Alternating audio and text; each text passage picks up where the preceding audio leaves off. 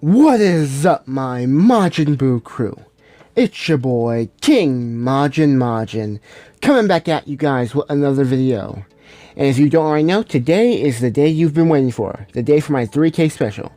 What if Deku has the Omnitrix? I know you guys have been waiting for this for a long time. Waiting for this for a long time. And I'm sorry I couldn't bring it out to you guys the Sunday I said I would bring it out, but I'm dropping it either Sunday or Monday right now. I don't know when this is going to be uploaded, but yeah. Yeah, I know you guys really want this one, and I'm glad to bring it to you guys whatever day it is, like Sunday or Monday. Again, I don't know when I'm going to be releasing this. And yeah, like goals and announcements for other videos will be shown at the end of this one and all that stuff. I hope you guys really enjoy this. I tried to take the story in my own little way, and I hope it's different from all the others that are out there. That's what I'm trying to do. I'm not trying to make mine like how Kid Zeus does his, or Noah Stories, or anyone else really. I want to do my own type of story here. So, yeah. Without further ado, let's get into what if Deku had the Omnitrix. We'd start things off with Deku. In this scenario, the sludge villain attack it did happen, but Deku never got the chance to grab onto All Might's leg. So, his life would have just stayed the same for the few months before the UA entrance exams. So, let's say 2 months. 2 months would have passed after the sludge villain attack. And Bakugo, he would have never got caught by the sludge villain. As Deku would be in his class, the teacher would announce a field trip, and everyone will prepare for the field trip and go on it. As Deku will be at the field trip site, he will be on the phone with his friend. Deku will be saying, "I know, Grace. I'll tell you when I'm back, okay?" As the girl, which you guys now know her name is Grace, would say, "Yes. Okay, call me. Really. I need to talk to you about something, Deku." As Deku would then say, Okay, I'll call you." As the night would soon pass after that conversation, Deku would just be at the campfire, just taking notes on heroes in his notebook, when Bakugo would then confront Deku, blasting his notebook and telling him to go get some firewood to be useful. As Deku would then walk away sad, he would then go to collect the firewood. As Deku would be collecting firewood, he would hear noises like a battle going on. As Deku would go to check out, he would see an octopus alien, a guy in purple armor, and a man with a greenish shirt with a 10K written on his belt. As the man would be fighting both of the supposed villains in Deku's eyes, he would be wondering just what's going on. As their fight would start, the man, who we all know as Ben, would say, "Eon, Gaxus, do you honestly believe you can beat me? I've beat you both multiple times. Come on. Tennyson, today is the day you meet your end. When we get our hands on that device, you shall fall." As Ben would then say, "That's what he said." As Eon would say, "Huh, is that your best one-liner?" As Ben would then say, "No, that's what Vilgax said." As Gaxus would get extremely angry about this remark, Ben would then say, "Bring it on, Squid Face," as he would then transform into the fusion of Four Arms and Humongousaur. What would you call this? Humongous Arms? Four-Saur? But yeah, he would become the fusion of Humongousaur and Four Arms. As Gax would then charge at Ben, smacking him away as hard as possible, with them falling after Ben. As Ben would then transform back into his human form and slide across the ground, landing at Deku's feet. As Deku would says, and he would ask, "Are you okay?"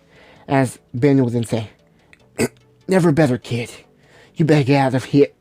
As the two villains would then appear in front of Ben and Deku before Ben could finish his sentence.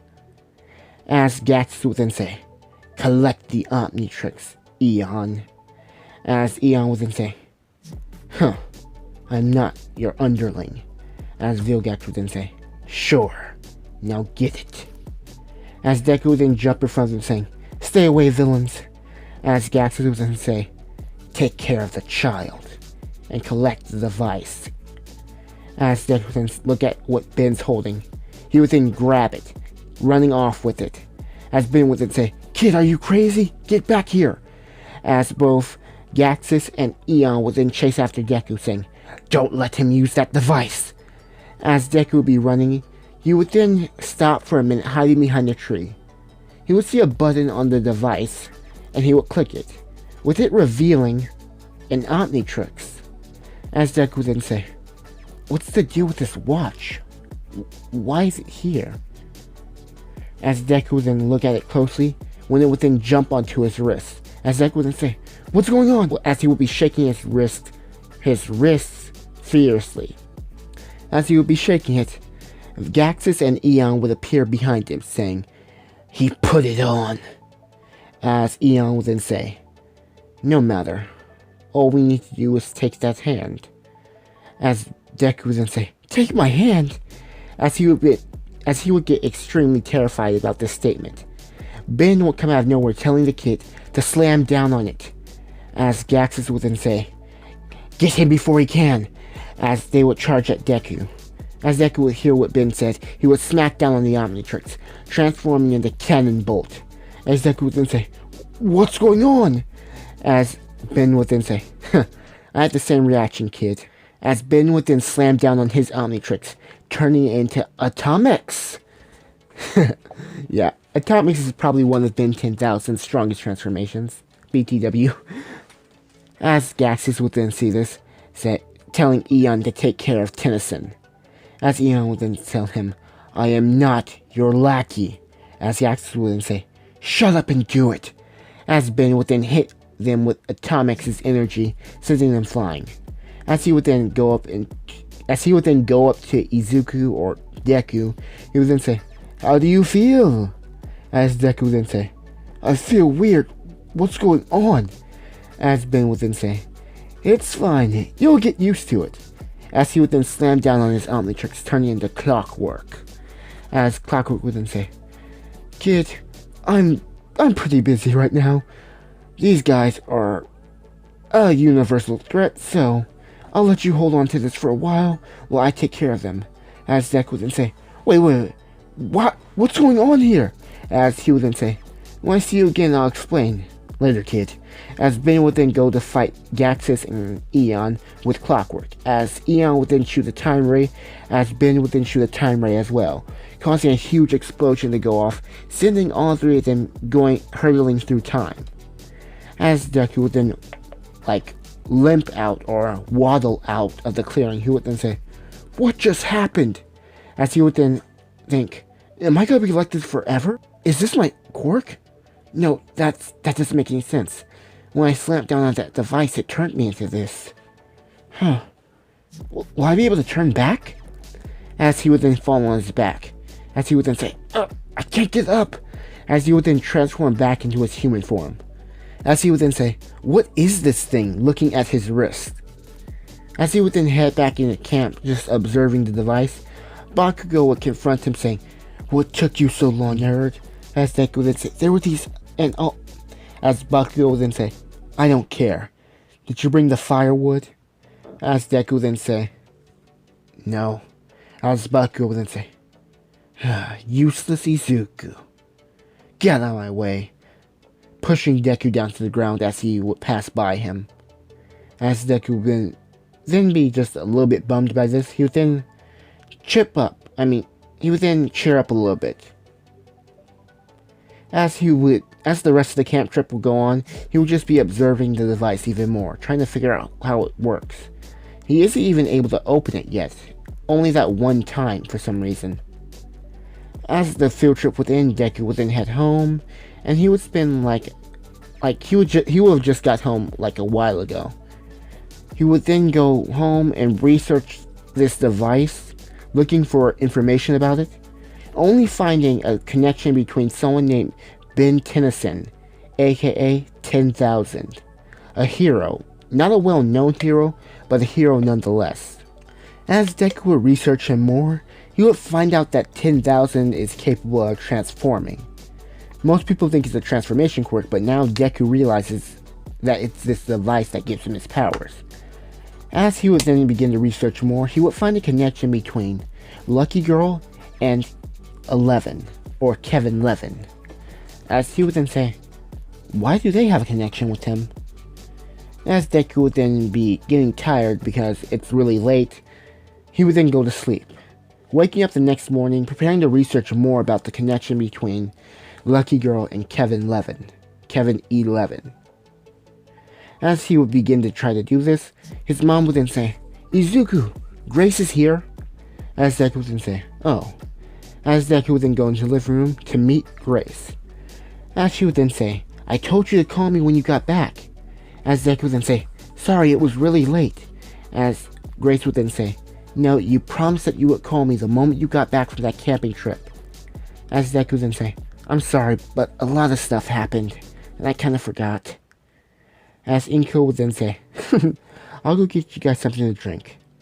As both Deku and Grace would be left alone, as Grace would then say, what happened? Deku would then say, something weird happened. I saw these villains attacking this hero named 10,000, and as he explains the whole event to her, she would then say, wait, that all happened? You met my uncle? As Deku would then say, uncle? And he gave you the Omnitrix? As Deku would then say, that's what this thing is? An Omnitrix? I thought it would just let you transform into heroes. I didn't know the name. As Grace would then say, the Omnitrix is one of the strongest weapons in the universe, or devices in the universe. As Deku would then say, really? As Grace would then say, the fact that he just gave you one is really irresponsible. As Deku would then say, how does this thing work though? As Grace would then say, haven't you transformed yet? As he would then say, only in the story I told you into this giant shell thing. As Grace would then say, Cannonbolt, that's his name. As Deku would then say, okay, so Cannonbolt. As Grace would then say, I can show you a little bit. I've seen my uncle use it. As Deku would then say, would you? Thanks, Grace, you're the best. As she would then say, I know. As they would both head out to a faraway beach so they could be left alone. We all know this as Dagobah Beach. As Grace would be then instruct Deku on how to use the Omnitrix to select the transformation and hit it down. As Deku would then say, I'm an idiot. As she would then say, you just overthink things. As Deku would then say, sure. As she would then instruct him, he would then hit down the Omnitrix. As he would then say, I'm on fire. As Grace would then say, calm down, you just turned into Heat Blast, that's his name. He's able to control and use fire. As Deku would then say, oh. As she would then say, test it out. As Deku would then shoot streams of fire and fireballs. She would then say, not bad for your first time. As Deku would then say, thanks. As Grace would then begin to explain how the Omnitrix works and all that. She doesn't have every bit of information, she just has the basics of how it works. As Grace would then say, oh, I called my mom too, so she'll come here and she can help you understand how to use it. As Gwen, we all know Lucky Girl, would then appear, saying, yeah, I'll help you. I'll get why my dumb cousin just gave it to some random. But luckily, it was you, Izuku. As Deku would then transform back to his normal state. As this would be going on, Gwen and him would begin to talk. As Deku would then say, hello, Lucky Girl. As Gwen would then say, you know, I don't like to be called my hero name when I'm not on duty, Izuku. As Deku would then say, sorry, Miss Levin. As she would then say, thank you. As Gwen would then say, my doofus of a cousin just left you the Omnitrix, not even knowing who you were. As Grace would then say, lucky it was Izuku. As Gwen would then say, yeah, at least it's someone we know, but Ben has never met Izuku before. Whatever. As she would then begin to explain how the Omnitrix works and the history behind it to Deku, just giving him a brief explanation of it.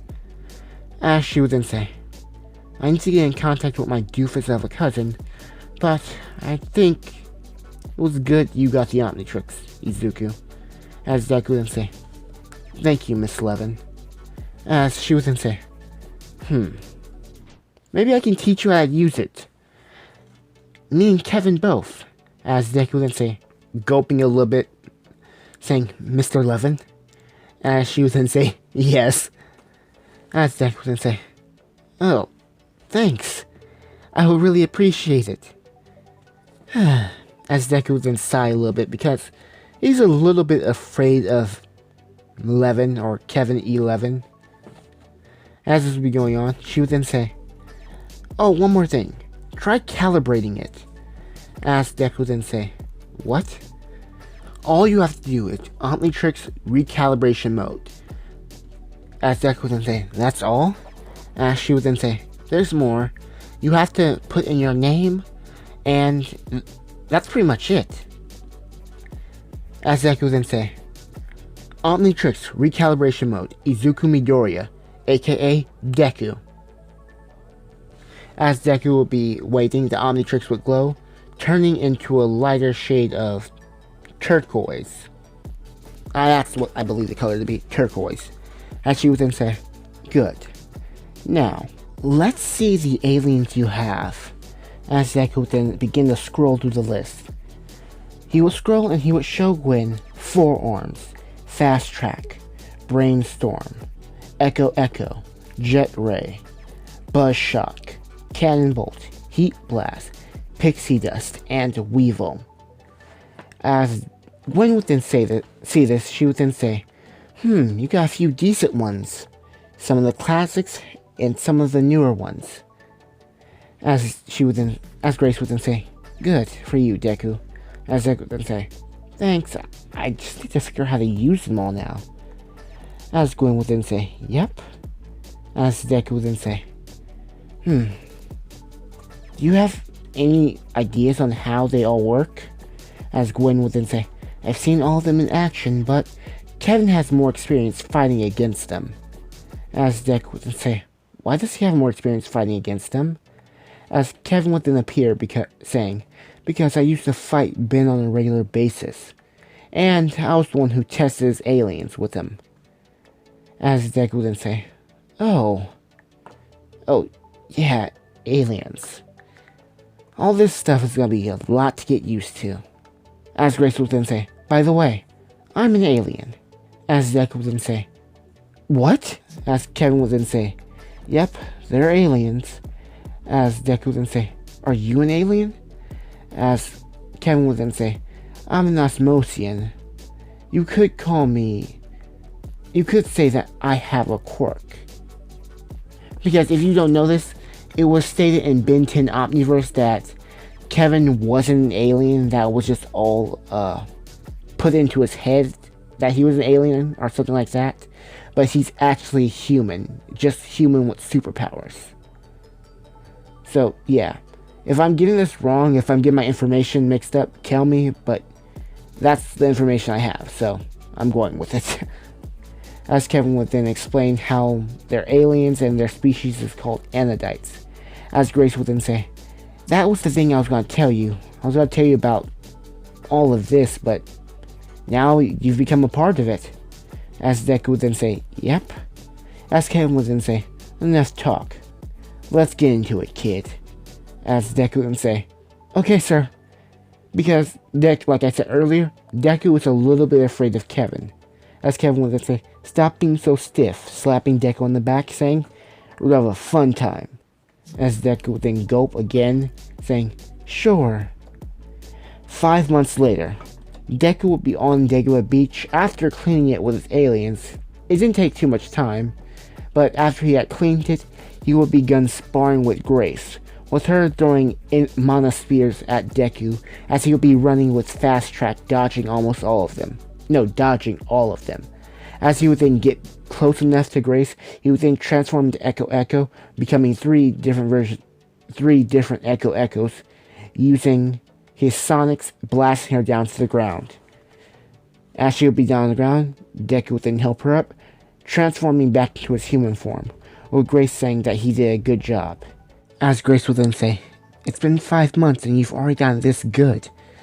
We just need to wait 3 more months till the UA entrance exams." As Deku would then say, "Yep." As they would be talking, Gwen and Kevin would approach both of them, praising them on how much they've grown in this time, with Kevin saying, "Izuku, you've unlocked 2 new transformations in just 5 months."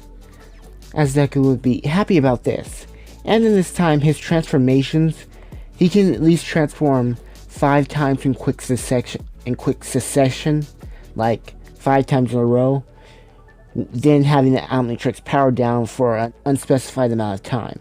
So he will have decent control over his aliens, but he isn't going to be broken yet. So yeah.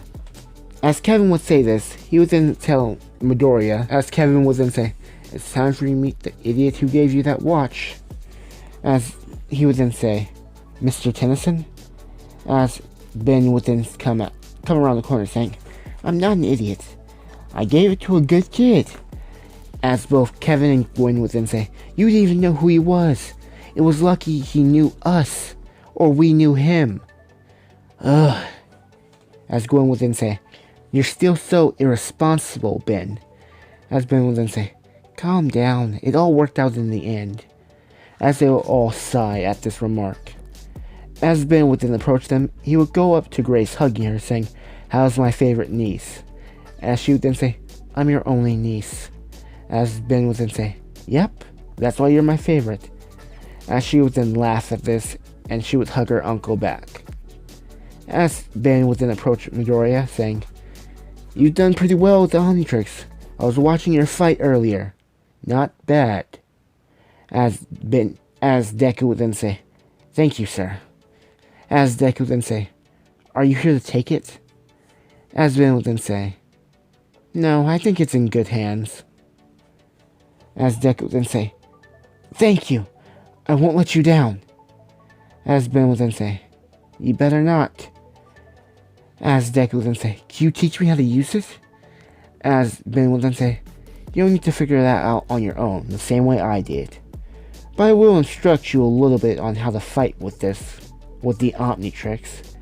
As Deku would then say, "Thank you." As Ben would then leave out after getting a call for some hero work. Both Kevin and Gwen would then say, "He'll be back." As Deku would then say, "So, we gonna continue our training?" As in this time, Deku's gotten a bit more confident. As Kevin would then say, "There you go," slapping Deku on the back saying, "Let's get it, kid." So, in this time, 3 months would pass. And Deku was still improved, getting a lot of help from Ben. And this time he would have unlocked 2 new transformations. Chicken Hawk and Mustache. And I didn't explain the other 2 transformations he got beforehand. If you guys don't even know, it was Octiguana and Lodestar, so yeah, if I didn't say their names earlier, I'm saying them now. But anyway, he would have unlocked Chicken Hawk and Mustache. His transformation limit wouldn't have changed at all though. As Kevin, Gwen, Deku, and Grace would be on the beach, Kevin would then say, "The UA entrance exams is only in a few hours. You 2 ready?" Deku would then say, "I'm ready." As Grace would then say, "Me too."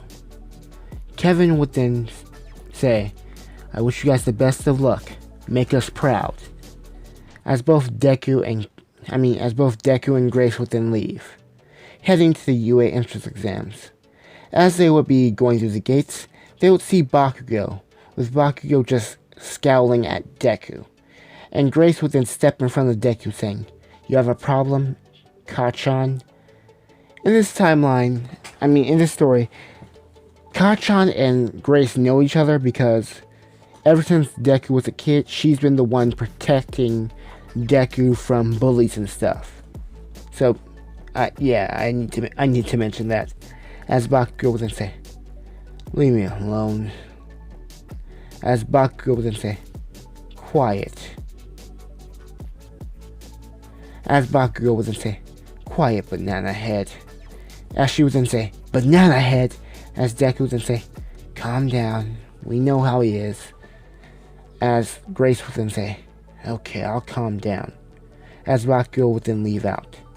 As Deku would be walking, he would trip and he would be saved by a girl, saying, it's bad luck to trip before an exam. As Deku would then say, thanks.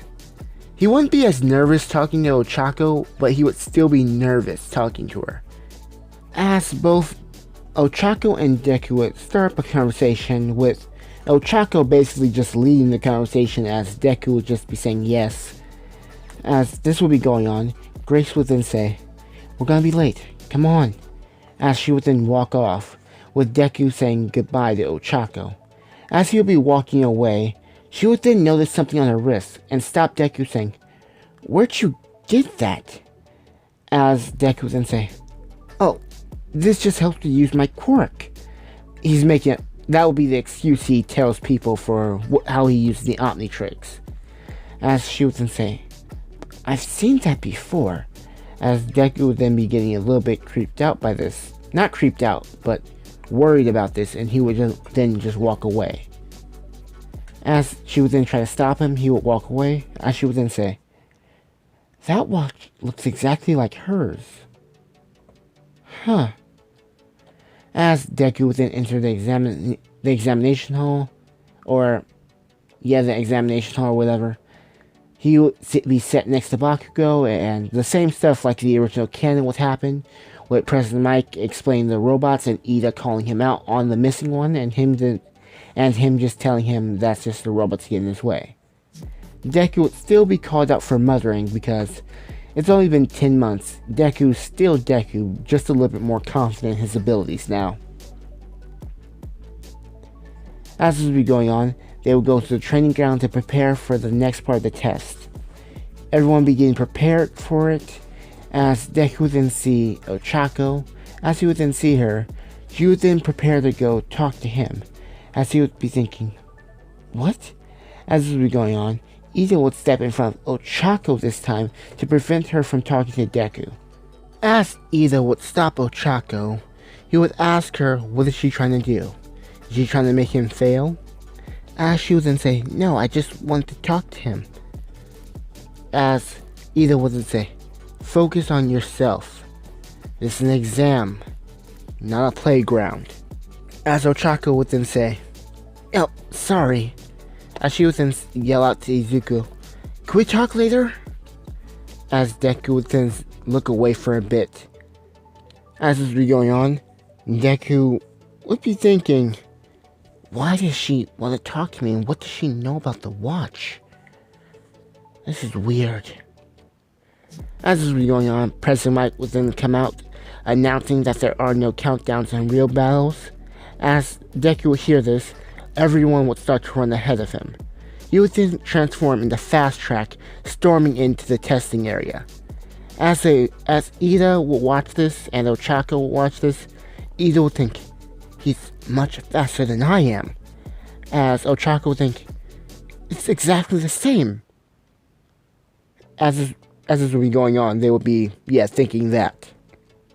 As Deku would run in, he would go destroying robots quickly with his speed, but he would notice that wouldn't be enough right now.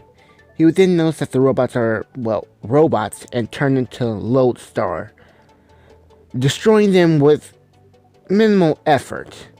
Like, really, just lifting up, 5 to, 20 robots and just letting them fall down to the ground with his magnetic powers. As this would be going on, Ochako, like in the original canon, would still get stuck underneath a piece of rubble and be about to be crushed by the zero-pointer robot. As Deku would then come out, pushing the robot back a bit, pushing the robot off of Ochako, grabbing her, and putting her behind him. He would then transform into Fast Track, running her out of the area as fast as possible. Then running back to the zero-pointer robot, transforming in mid-air as Fast Track was running across the zero-pointer's body, and with the same momentum from Fast Track's current speed, transforming into forearms, punching the 0-point robot in the face, sending it flying back like he did in the original canon. And that was pretty fast, so I hope you guys kept track of what I was saying. Now I'll just give you guys the basic rundown. He was going fast with Fast Track, he jumped up as he was running across the 0-point of the robot's body, and with the momentum from Fast Track transferring over the forearms, as forearms would then punch the 0-pointer with the speed of Fast Track, basically. I hope you guys understood that. But anyway, as Deku would then land, he would go to Ochako, transforming back into his human form, asking her if she's okay. As Ochako would then say, "So you do have the same watch?" As Deku would then say, "What? I have a friend with that same watch." As Deku would then say, "But there should only be 2 of them." As Ochako would then say, "Where'd you get yours?" As Deku would be reluctant to answer. As Deku would then say, "Who's the other person with your watch? With this watch?" As Ochako would then say, "I'll bring you to her. She should be testing over here." As Deku would then say, "Okay." As Deku would be waiting at the entrance, Grace would then come out with someone with her. As Deku would then say, "Hey Grace, what's up?" As Grace would then say, How do you think you did, Deku?" As Deku would then say, "I think I passed."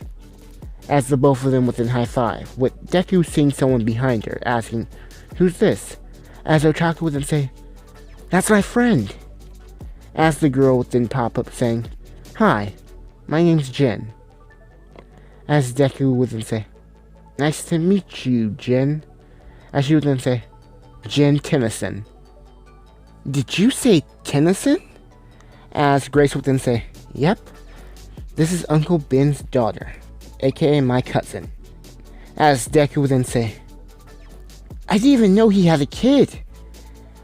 Grace would then tell Deku, "Yeah, he forgets things sometimes." As Deku would then say, "This isn't something you simply forget. And there was a 3rd Omnitrix?" As Jin would then say, "Yeah, it was Dad's old one." As Deku would then say, "Ugh, there's so much I need to find out." As Jin would then go to her friend, asking, "Ochako, how do you think you did?" As Ochako would then say, "I'm pretty sure I passed." And Jin would then say, "That's good. Nice to meet you." As Deku would then say, "It's Izuku Midoriya." As they will both shake hands, they will both begin to talk and talk until, for some reason, they will begin to talk about heroes. They will get into heated arguments, then agree with one another. The 2 of them both being superhero fanboys, like Deku being a superhero fanboy and her being a superhero fangirl.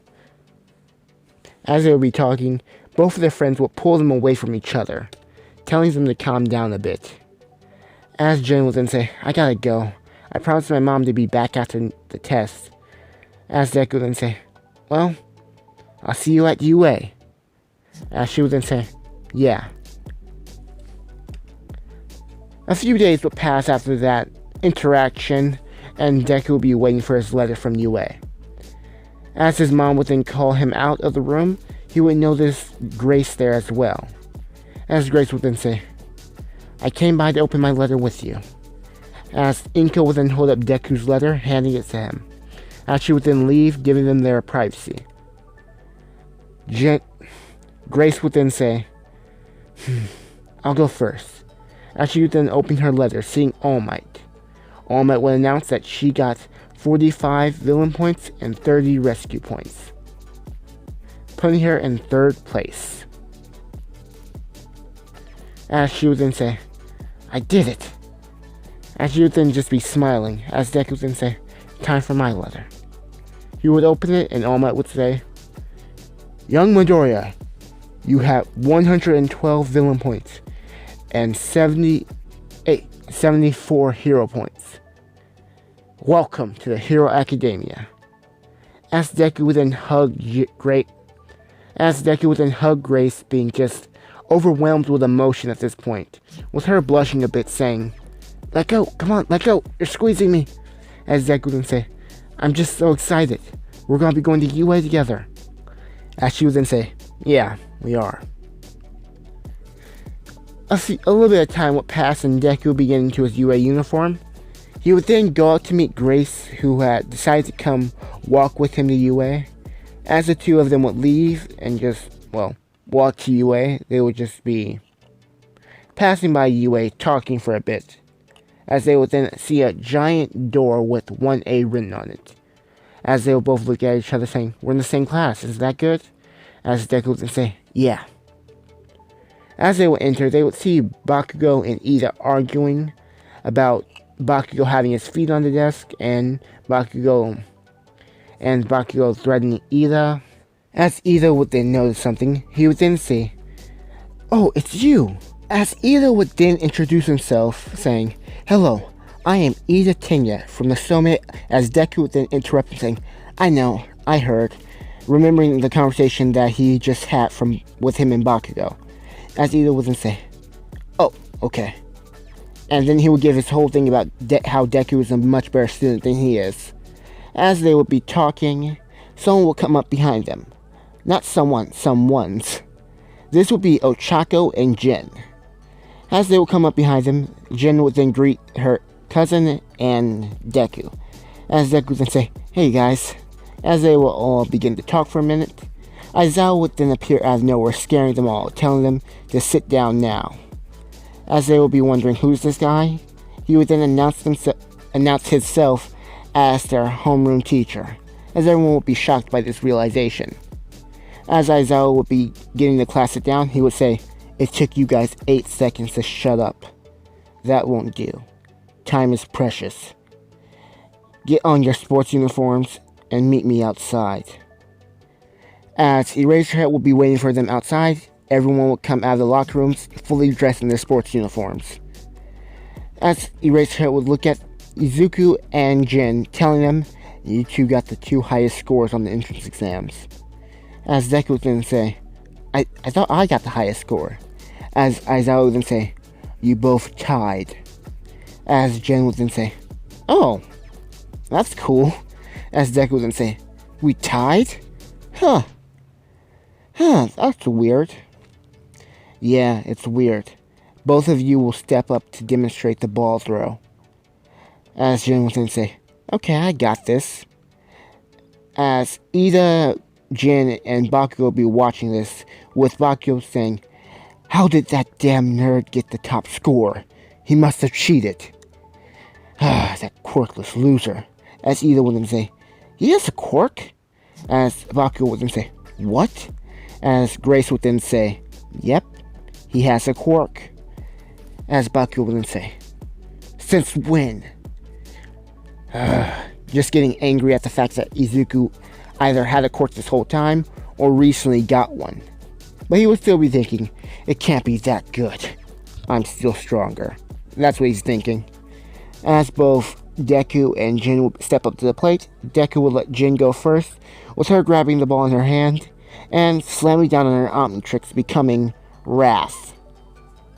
As Deku would look on, saying, "I don't have that one."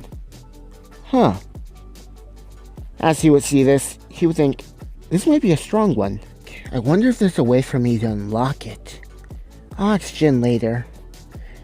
As Deku would then be wondering what the alien's capabilities are. As Jin would then step up to the plate, she would launch the ball as far as she can with Wrath, with everyone being impressed by the power she showed with the alien, or her quirk, which everyone believes this is. Oh, note this, she does not have a quirk, just like Deku, so yeah.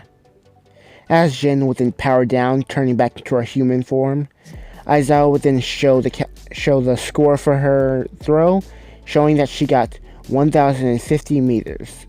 1,050.5 meters. As Jin would then say, "Nice." As everyone would be shocked by this, with Aizawa saying, "You're up next, Midoriya." As Bakugo, Ida would be really shocked by this.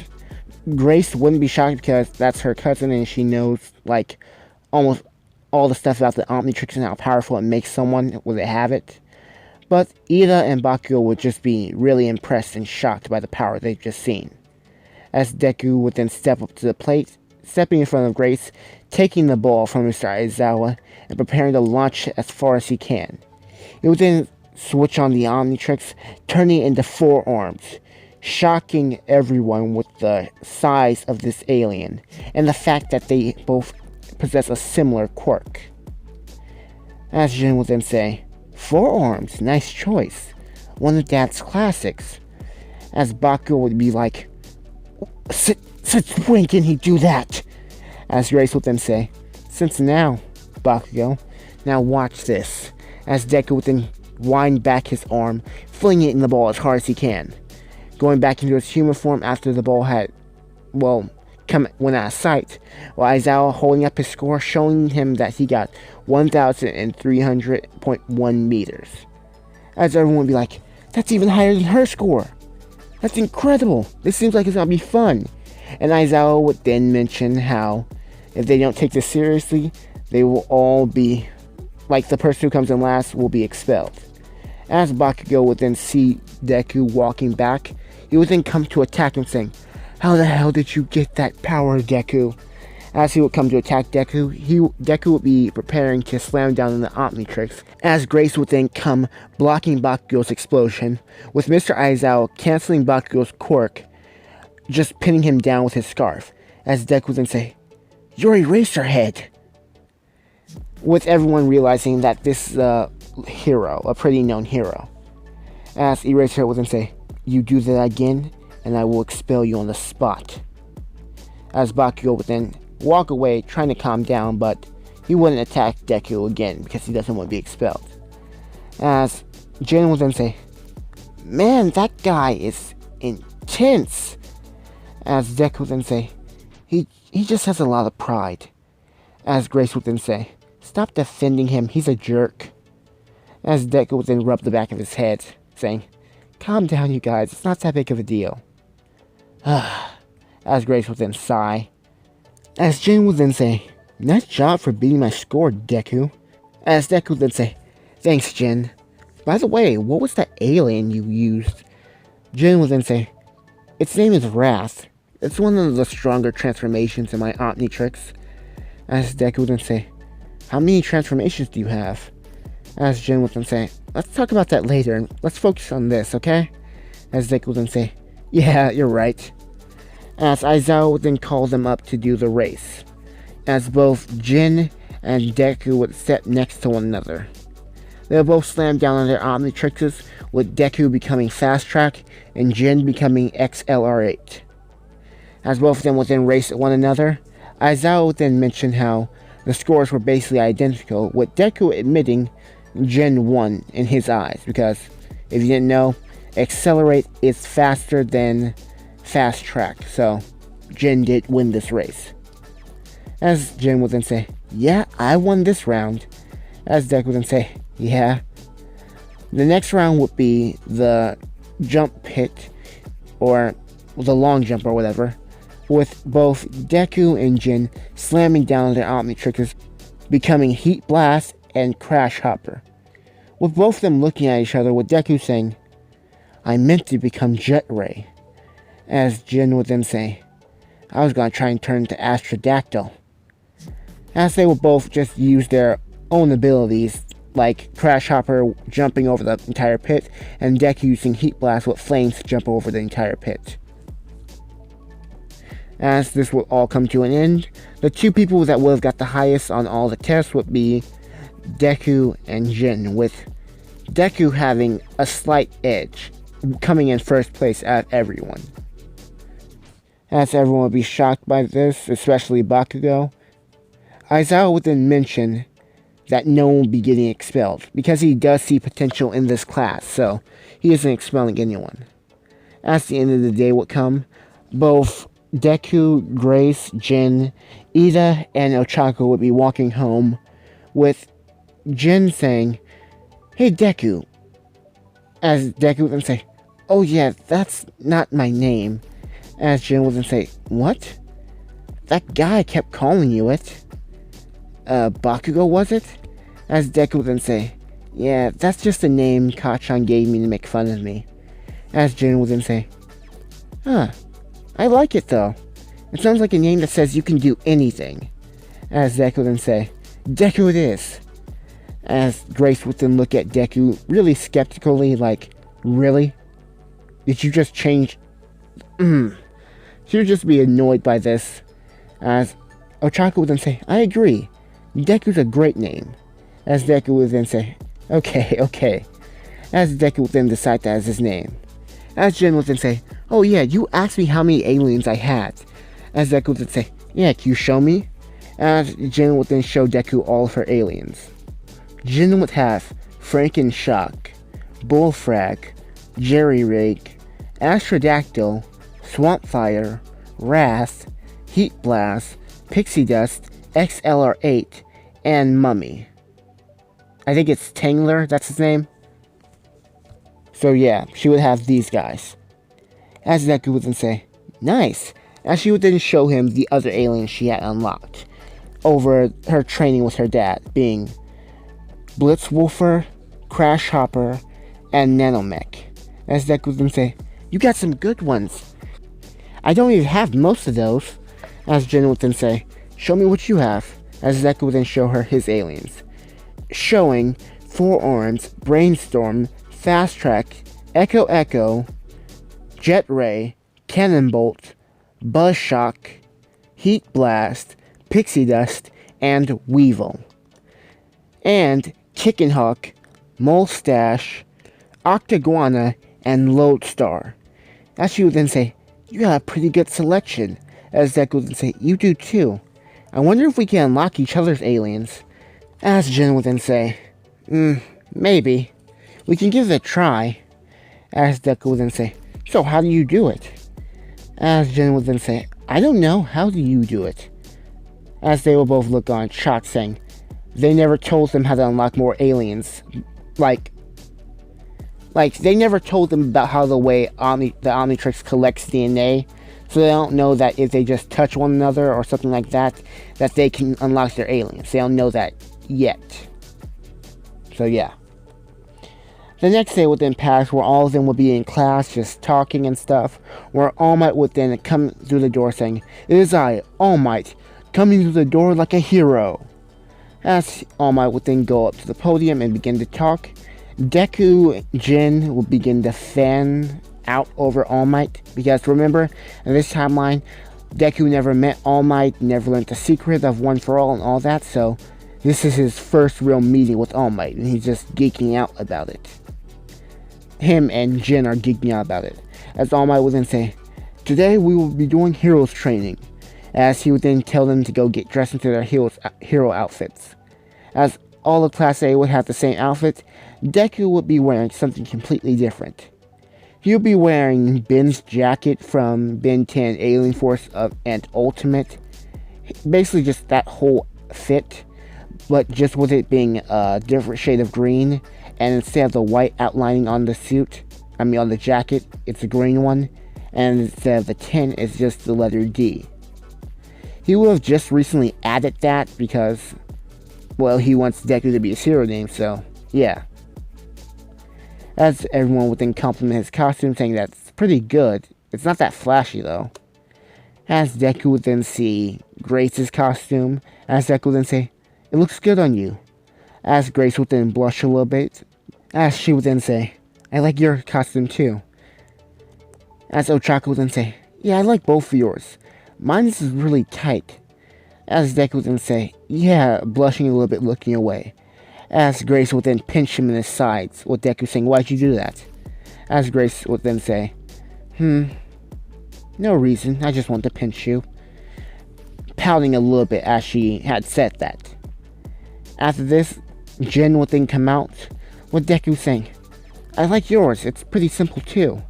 As Jin would then say, yeah, there's no point for me or you to have a costume with all that. As Deku would then say, yeah, we transformed, there's no point in having all that. As Jin would then say, hey, that looks like my dad's old costume. As Deku would then say, the jacket's his, yeah. I based it off of his a little bit. As Jin would then say, nice. As Deku would then say, isn't yours the same shirt you used to wear? As Jin would then say, yeah. As the both of them would then be kind of laughing at the fact that they're, well, basically copying the same person. As All Might would then come out saying, today we will be doing heroes versus villains trading. As he would make everyone pull lots like in the original canon, and this time around, it will be Deku and Jin versus Bakugo and Grace. No Ochako and no Ida in this fight. As they will enter the building with the villains getting a little bit more time to prepare, Grace would then say, Bakugo, we need to come up with a strategy, as Bakugo would then leave out with Grace saying, I figured as much. He's probably gonna go after Deku.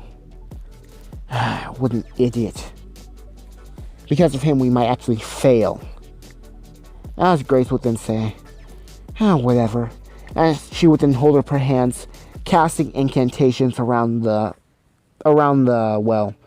testing area, or around the bomb.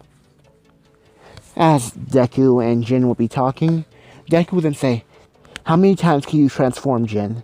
As Jin would then say, I can transform 5 times at best before the watch has to recharge. As Deku would then say, same here. As Deku would then say, we need to conserve our transformations, so we're not going to transform immediately. As Deku would then say, when Bakugo or Grace get close, then we'll transform. We'll need to save as many transformations as much time as possible. As Jin would then say, okay, gotcha. As the two of them will both enter the building. As Bakugo would then come exploding off out of the corner, coming at Deku, with him yelling, bring it on, Deku! I'm gonna put you back in your place. As Deku would spin to the side, grabbing Bakugo's arm, slamming him to the ground with a huge thud. As Deku would then stand up above Bakugo saying, Deku is gonna be the name of a hero. As Jin would then hear this, with her being shocked, with her just saying, what? As she would then, be blushing a little bit because, well, she made him see that name in a different light.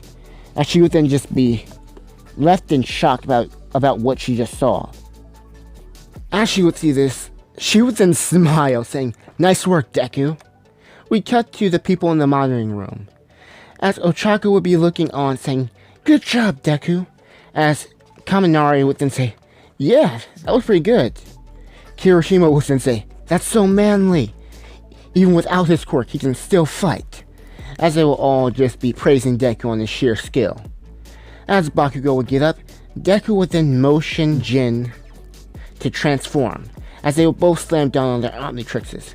As Jin would get XLR8, a transformation she wanted, Deku would then stuck with Mustache when he was trying to go for Heat Blast. As everyone would be looking at this, they would be like, I know the fast one, but what's that one? I haven't seen it before. As Kirishima would then say, yeah, it doesn't look that strong. And Mina would say, yeah, it's as short as Mineta. As Mineta would say, hey! As Kaminari would then say, yeah, what can it do? As they will all look to Ochako with her saying, I haven't seen this one. As this will be going on, the fight will commence, with Bakugo saying, you got the wrong transformation, didn't you? As Deku would then say, anyone like transformation take you on, Kachan. As Mustache would then broke up with his mustache, turning it into fists. As Bakugo will be left like, what? As everyone else will be thinking, what? As Kirishima will be thinking, I guess it is pretty manly. As All Might would then say, versatility with all his transformations. Interesting. As Deku would begin to wail on Bakugo, just punching him in the face with the mustache. As Deku would then say, go quick, go find the bomb. As she would then leave, as Deku would continue to fight Bakugo. Bakugo would then use an explosion to get Deku away. Deku would then transform into Heat Blast, and their fight would commence. All Might would then look on impressed, saying, he has decent control over his transformations and knows when to use them. As this fight will go on, Deku would see Bakugo release a pin on one of his gauntlets, sending a huge torrent of flames and explosion at him. But Deku would then absorb the flames into himself. Bakugo will be left in shock about what just happened. We cut to the monitoring room with everyone looking like, what did he just do? As Ochaku would then say, I've seen this one. He absorbed all the flames. That one's called Heat Blast. He can manipulate, control, and absorb heat and fire. Everyone would be like, that's really good. Everyone would just be thinking, what can't they do? Todoroki would look at the fire alien, having it remind him of Endeavor, getting a little bit annoyed. All Might would look at this too and say, very impressive, Midoriya. Let's see what else you can do. Bakugo and Deku would then continue the fight, with Deku launching fireballs at Bakugo, putting him on the defensive. Bakugo wouldn't have any way to counteract this because he's a creature made of fire. He's just putting fire everywhere at this point. As their fight will continue, we cut to Jin just arriving where the bomb is located. As she would scout the area, looking around, she would peer into a room of sorts, and she would find the bomb and where it's located, seeing Grace guarding it. As she would think, all you have to do is run in and touch the bomb and we win. As she would then enter the room, running in, going to touch the bomb, where she would then find something underneath her foot, seeing an explosion, sending her flying back. As Grace would then say, I knew you would charge in recklessly, and probably use Accelerate. It's a fast alien, but I've set traps all around this place, so you can't get in. As Jin would then say, not bad, cousin, as the two of them will begin their battle, with Grace having spells located all over that involve explosions. Bakugo and Deku would be having their fight still, with Deku launching multiple fireballs at Bakugo, with him dodging and avoiding most of them. Deku would then transform into Brainstorm, with him calling Bakugo basically an idiot, with him saying, you foolish child, do you believe you can compete with my mind? As Bakugo would then say, what did you call me, Deku? As Brainstorm, Deku would then say, I called you a fool. You don't even know what this transformation can do, but you continue to attack me recklessly and foolishly. So, in essence, you are a fool. Bakugo would then say, Deku! As he would then come charging at Deku. Deku would then permeate with electricity throughout his head. As Bakugo would be charging at him, Deku would then send an incredible electric wave hurling at Bakugo's head, causing him to pass out from the shock and overload of electricity. Deku would then say, fool. Simple as that. Everyone would be like, whoa, what's that one? Looking at Ochaku, with Ochaku saying, I still don't know all of them. Deku's transformations are so different from Jin's. But that one seems like it has some type of control over electricity. Momo would then say, I believe it's fiercely intelligent as well. We cut to Jin and Grace's fight. Jin will be running around, avoiding some of the explosions, but still getting hit by some, with Grace hurtling mana spheres at her. She would then transform into Frankenshock, as Grace would then say, what are you gonna do with that? Jin would then let the room permeate with electricity, setting off most of the traps that she had set for her. With Jin saying, I'm gonna disrupt every spell you had, overloading the place with my energy. Grace would then say, not bad, cousin. With the two of them squaring off, as Grace would then put her hand to the ground, telling Jin, you do realize who my dad is, right? As she would then absorb the ground, covering herself in rock armor. As Jin would then say, I know, bring it. Everyone would be shocked like, she has 2 quirks? And her quirk seems to be like mine, Hiroshima would then utter. As Kaminari would then say, Yeah, but she absorbed the ground. Everyone would be left in shock like, she has 2 quirks. They're just well in shock. Todoroki would be thinking, she's like me. He'll be wondering about her past and everything like that. Wondering who she is and how she has 2 quirks basically like him. They will still be squaring off with them mostly being even right now, until Deku would come into the situation. Frickin' shuck! Still haven't beaten her, huh? Let me give you a hand. Or, you can give me a hand.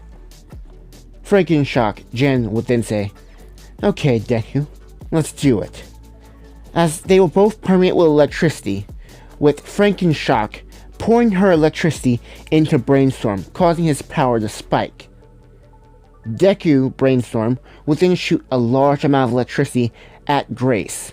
Her shield and her armor wouldn't hold up, causing her to pass out to the ground, with Deku telling Jin to touch the bomb immediately. Forthwith, as Frankenshock would then touch the bomb, winning the match for the heroes, with the 2 of them de-transforming, going to check up on Grace, asking her how she's doing, with Grace saying, I'm fine. That was pretty good, you 2. As Deku would then say, yeah, you were pretty good too, even working with Kachan. Jin would then say, yeah, not bad, cousin, but we still win. As Grace would then say, next time it's my win. As all of them would then say, bring it. We cut to All Might in the monitoring room saying, is there anything they could have done better? Momo would then say, Bakugo charged in recklessly, not even thinking enough to form a plan with his teammate. Jin, she rushed in recklessly as well, believing that her speed will win her the match. With All Might being impressed about how much Momo looked into the match, with them announcing that Deku and Grace would be the MVPs. We'd cut to Deku, Jin, Grace, Ochako, and Ito walking to the train station, with all of them just talking, with Jin saying, so, you're gonna keep Deku as your name?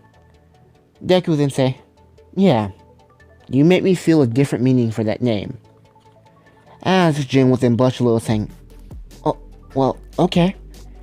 As Grace would be really, really annoyed, with her just walking off saying she'll see them later. Bakugo would then come out saying, you only beat me today. I'll get better and beat you, Deku. As Deku would then say, bring it on, Kachan, with both of them parting ways. We'd cut to Jin going home to her parents' place, with her meeting up with everyone for dinner. She would then see her mom, as her mom would then say, how was school, sweetie? As Jin would then say, it wasn't bad. They would then begin to talk for a minute, as Kai would then say, everyone's gonna be here soon, sweetie, so get ready. As Ben would then say, yeah, dinner's gonna be good this time around. Jin would then say, okay, Dad, okay, Mom. She would then enter the kitchen. She would then see Grandpa Max and hug him, with him asking how was her day, with her saying, it was fine, Grandpa. Grandpa Max would then say, I'm gonna try and put some mealworms on the grill. Jin would then say, okay, being really nervous and hoping that doesn't happen. She would then see Rook's family, with her just talking to them for a bit and saying hi to Rook's son. Afterwards, Kevin, Gwen, and Grace would then appear, with Jin saying, hey you guys, hey auntie, hey uncle. They will all just greet each other and prepare for dinner, with everyone coming together to eat. They will all be talking and talking until Ben will ask, how was your day at UA? Would then say, we had hero training. We fought each other too. Ben would then say, who won? As Kevin would then say, it was probably my daughter. As Ben would then say, huh. Grace would then say, Jin and Deku won. With Ben saying, oh, Midoriya, how is he?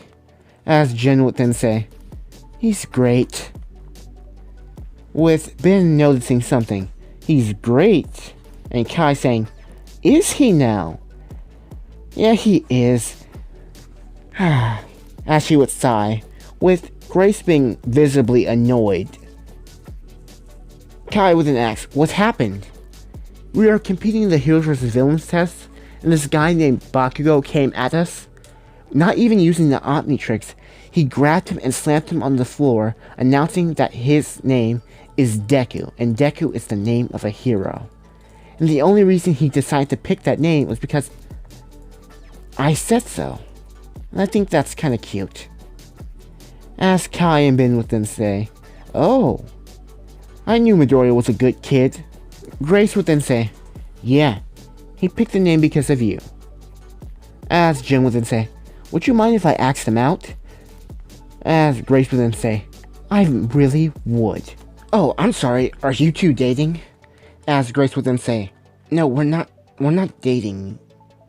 As Jin would then say, then Deku's free game. As Grace would then say, no, he's not, he's mine.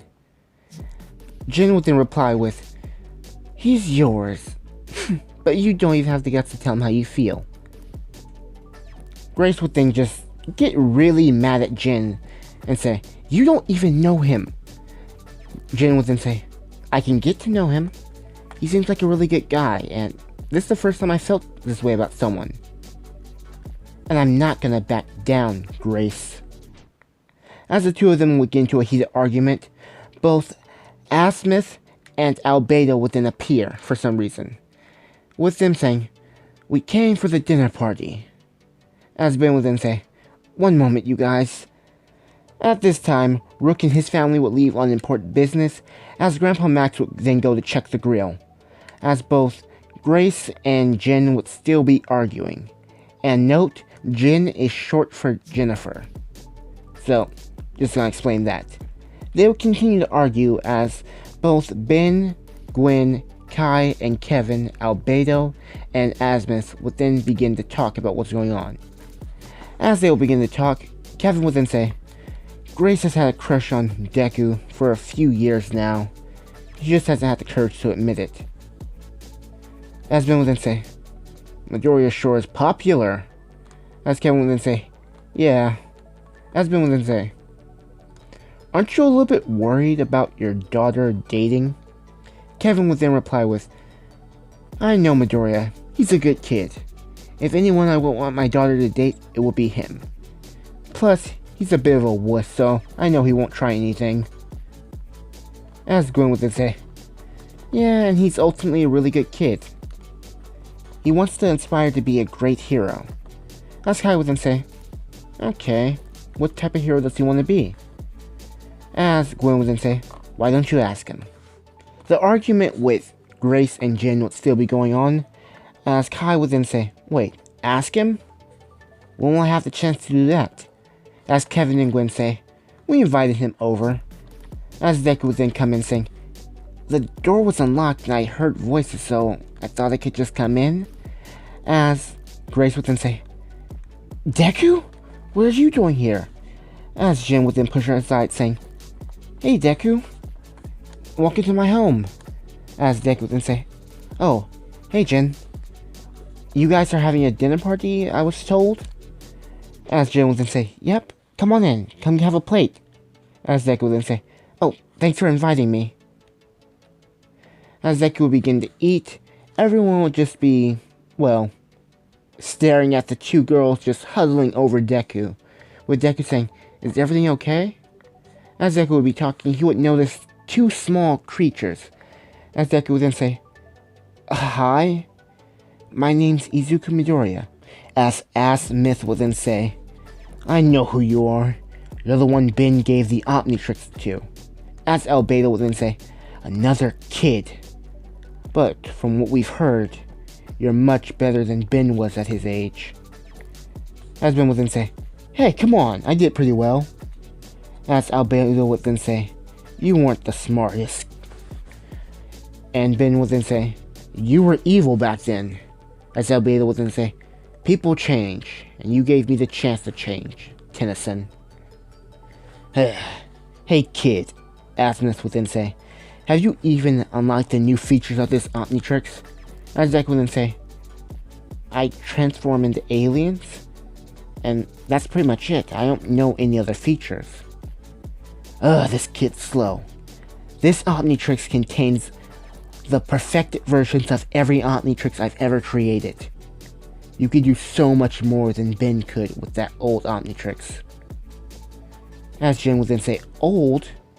As Beta would then say, it's still okay, but this one has every feature of every Omnitrix created. Let me show you one of the features, and you will have to unlock the rest. As Kai would then say, one moment please, I would like to speak to Midoriya alone. As Albedo and Asmus would then say, fine, make it quick. As Kai would then take Midoriya to the side of her house for a bit to talk to him. As Deku would then say, is something wrong, ma'am? As Kai would then say, I have one question for you, Midoriya. What type of hero do you want to be? As Deku would then ponder this for a minute and say, I want to be a hero that can save everyone with a smile on his face, like All Might. As she would hear this, she would then perk up saying, okay then, I trust you with Jin. As Deku would then say, what? As she would then say, oh, never mind, as they would go back to the table to continue eating. Asmith and Albedo would then check out Deku's Omnitrix, giving him one of the features, temporarily, with them saying, we've unlocked one of the features for you, but you'll need to figure out how to use it properly. As Deku would then say, oh, thank you. After this, Deku would have dinner with Jin and Grace and the rest of them, with Jin and Grace just hovering over him. Deku would then go back home, pondering about what did they do to the Omnitrix because, well, they never told him what feature they unlocked for him.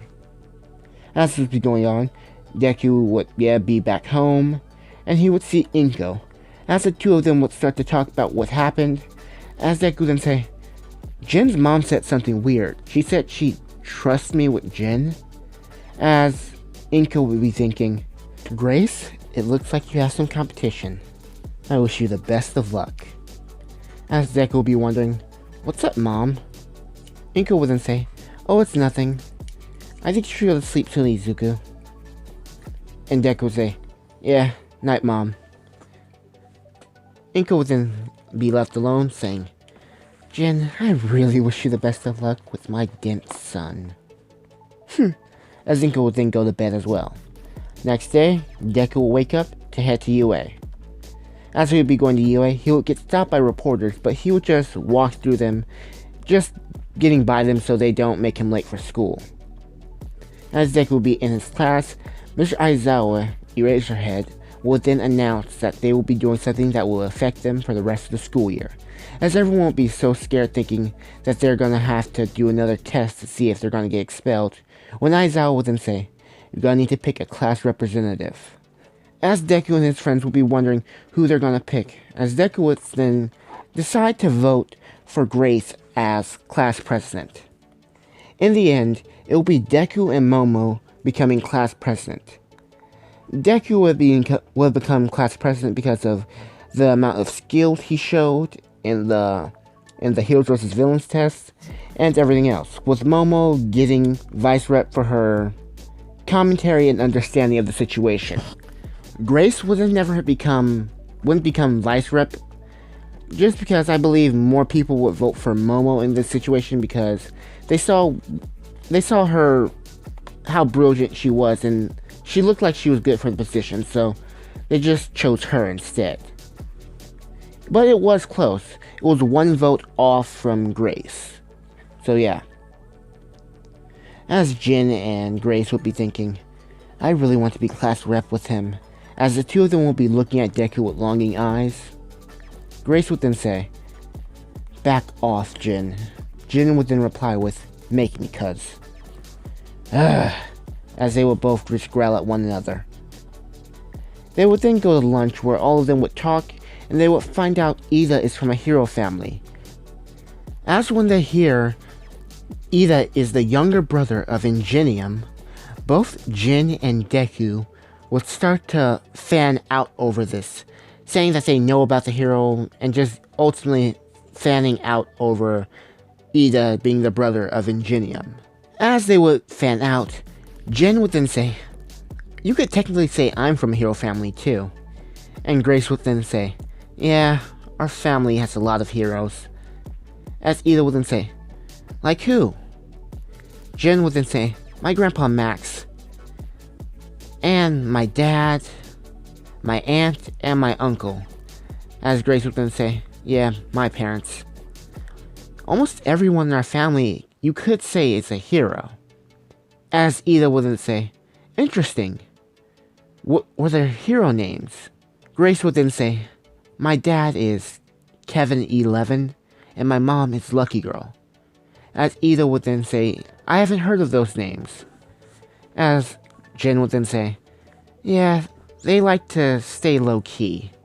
They do hero work, but sometimes they don't say it's them." As Ida would then say, "Oh, okay." And Jin? "My mom's hero name is just Kai, her actual name. She doesn't need a hero name." As Ida would then say, "Oh, and your father?" Jin would then say, "His name is 10,000. Like me and Deku, he can transform, but he has over 10,000 transformation selections." As Ida would then say, 10,000? Ochako would then reply with, "Yeah, I've seen a few of them." "Oh my god." With Deku saying, "He really has over 10,000? With Jin saying, "Yeah, but we could unlock that many. It'll just take time." As Deku would then say, "Gotcha." As they would begin to keep going with their conversation, the alarm would go off, with students rushing, with Jin grabbing one of them asking what's up, with them saying they must be under attack by a villain, as everyone would then run, crowding up the hallways and stuff. As they would be pushed to the glass, Deku, Ida, Jin, Grace will all see the reporters getting onto campus. And before Ida, before Jin, and before Grace, Deku would then slam down on his Omnitrix, becoming pixie dust. With Jin saying, "Why pixie dust?" As Deku would then say, "I was going for Echo Echo, but whatever." As Deku would then fly up to the exit sign, he would then yell out, telling everyone to calm down. The reporters are just here. You are UA students, act like it. With everyone wondering what is this cute little thing flying in the air, they would then calm down, looking out the window, seeing the reporters, and they would then get into an orderly fashion, going through the exits. As people from Class 1A would see this, they would say, Is that Midoriya?" Mina would then reply with, "He's so cute," with Ashido saying, "Yeah, he is." As Kaminari would then say, "Yeah, that isn't that manly," with Denki and Sero just laughing a little bit. Deku would then fly back to his friends, with Jin saying, "Pixie Dust, you have her too." With Deku saying, "Yeah, I do." With Jin saying, "Do you know how to use her?" With Deku saying, "Pretty much. Put someone into a dream and just control them from there, right?" With Jin replying with, "Pretty much." With Deku then transforming back to his human form, with the rest of them going to class. Aizawa would then announce the USJ, and everyone would prepare for that. As they would be talking about the USJ, Ida would then mention he has some business to take care of, with him then departing from the group. The group would then continue to talk about the USJ and continue classes when Jin would then mention a place. And this place would be Undertown, with Deku asking, "What's Undertown?" Undertown is a place where aliens live on Earth, out of sight, out of mind, with no one really knowing they're there. With Grace saying, "Isn't Undertown located in Bellwood, in America?" As Jin would then reply with, "There's one in Japan as well." With Grace saying, "Really?" With Jin saying, "Yeah, you guys want to check it out after school?" With all three of them agreeing to go with Jin to Undertown. All three of them would then head out to Undertown, with them exploring for a bit, checking out the place. They would see a bunch of new aliens, foods, and stuff like that, and they would try some of them. They would even see games and attractions there, and they would have fun with that. As they would be walking around, they would see a stall, with Jin implying that this has some of the greatest ice cream in all of Undertown. With Deku saying, "Sounds good, let's try some." With Jin then going to pay for ice cream from Pac-Mar. Pac-Mar would then say, "Oh no, Tennysons! I came to Japan to get away from you." With Jin saying, "Do you know my dad?" As Pac-Mar would then say, "Of course I know Tennyson.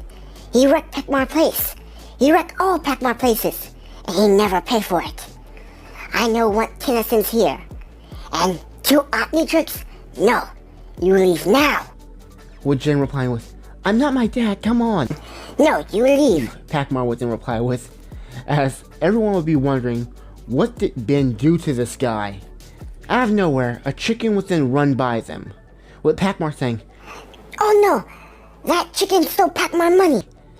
With Jin saying, "You want us to go get it?" With Pac-Mar saying, "Yes, please, please."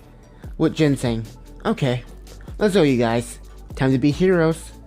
With Grace saying, "We don't have our hero licenses," and Ochako agreeing, with Jin then saying, "We don't need our hero licenses, this is Undertown." As they would catch up with the chicken would then say, "Brrr! Tennyson! But female?" As Jin would then reply with, "I'm his daughter." "Oh no, there's more of you. But you won't get me. I'm not going back to jail." With Deku saying, "How many people know your father?" With Jin then saying, "He's put away a lot of aliens over the years. Everyone in the universe knows him by now." With Deku saying, "Yeah, but I didn't think he had so many enemies, or people who just genuinely disliked him." As the chicken would then say, "I'm still here." With Jin saying, "Oh yeah, give us back the money and we won't hurt you." With the chicken saying, "No," as two other of his accomplices would come out. With Jin saying, "Oh, this is gonna be fun. Deku, you take the warthog and the chicken, and I'll take Domehead over here." With all three of them being mad that they were called those names. With Deku saying, "Are you sure we can do this?" With Jin saying, "Of course we can. Let's go." The two of them would then square off against the trio, with Deku slamming down the Omnitrix becoming Chicken Hawk and Jin becoming Swampfire. All of them will begin to fight, with Deku taking on Warthog and the chicken, with Deku kicking their butts pretty severely. As he would kick both their butts, the Omnitrix would beep for an instant, and Deku would wonder what happened, but he would put this out of his mind. And Jin would then be finishing up her fight with Domehead over here, basically curve stomping him to the ground, beating him. They would then go back to check out Ochako and Grace, with them saying, "You guys did pretty good out there."